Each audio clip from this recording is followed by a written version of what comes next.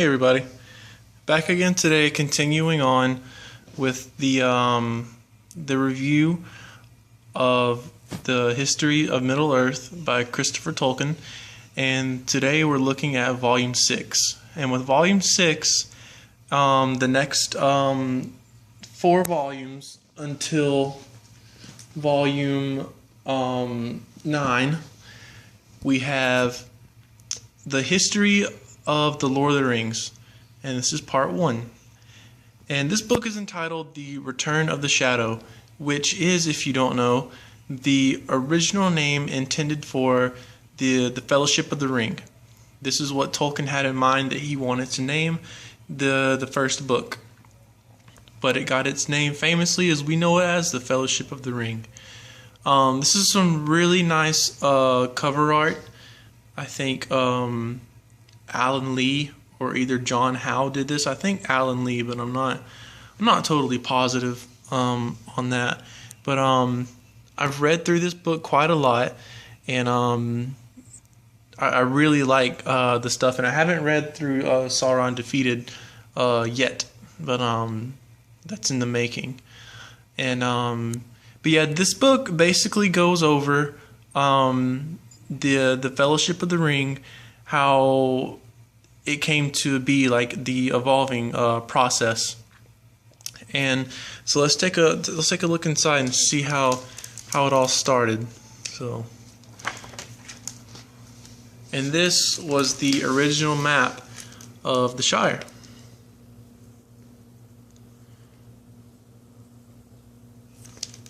It's the Old Forest, Hobbiton, Tookland.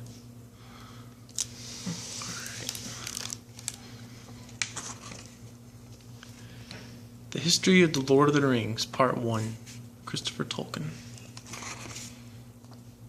Rayner Unwin.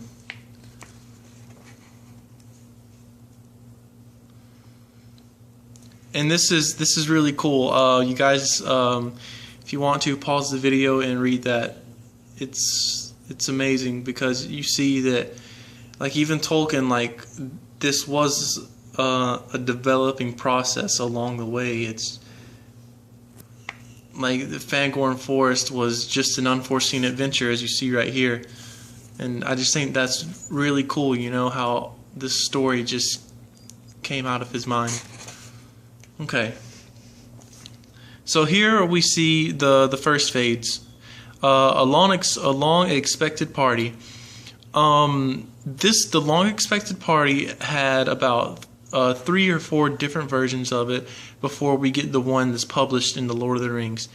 And it goes on to say from Hobbiton to the woody end of Gollum and the Ring, to Maggot's Farm and Buckland, the Old Forest and the Withywindle, Tom Bombadil, the Barrow-wight, Arrival at Bree, Trotter, and the Journey to Weathertop. Trotter, if you don't know, is the original name that was intended for Strider, Aragorn, but it evolved just like everything else, but that was the original name, Trotter. And I think, like, wow, it would have been, you know, it would have seemed normal, you know, had we not known about Strider, but now it just seems so far off and distant from the Strider that we've come to know. Then you've got the second phase, the return to Hobbiton, ancient history, delays are dangerous, shortcut to mushrooms, again from Buckland to the Withywindle. And it goes on to explain how everything you see in the Fellowship of the Ring, how it changed and how it evolved and how it came to be what we know it as. And then we have the Mines of Moria,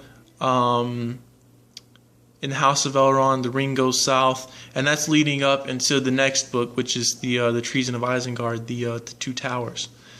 And a lot of different phases. You see the third phase again and again. The Lord of the Rings wasn't written at one go. It took a while to develop, and that's what made it such a good story. And myself being an author now, I understand that because when I first took on this project I'm doing, I thought it was just going to be, have an idea, I'll write about it. Ideas change, and in the Lord of the Rings they changed a lot, but that makes for a greater story. So and then we have some illustrations here. Let's take a look at one of the inscription on the west gate of Moria, page 450. All right. Oh, and let's look at this one first. This was the original opening of the page of the Lord of the Rings when it started. This was how it all started, right here. This is a photocopy. When I saw this, I was just amazed. I was like, wow. So this was written so long ago, and here it is. This is how it all started. But let's take a look at now the, let's see, what page was that, 450? Okay, let's go. Let's take a look at it. Just near the back.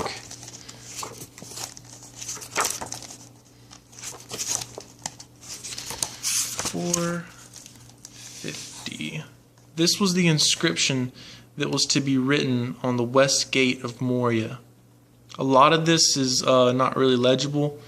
You probably have to get like somewhat of a magnifying glass if you wanted to read it, good. But yeah, this is the original.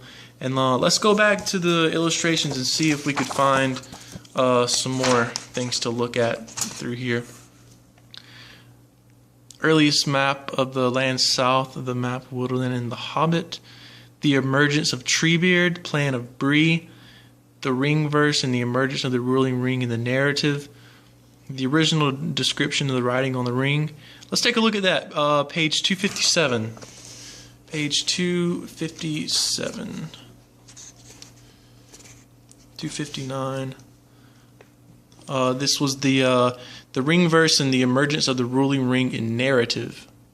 It's the original page of it. Let's take a look now at the original description of the writing on the ring.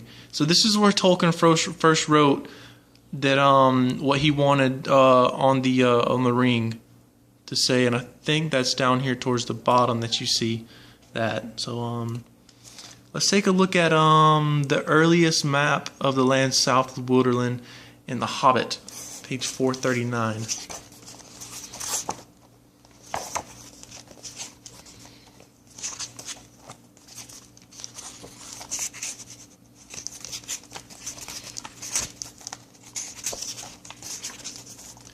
Alright, so here we have it.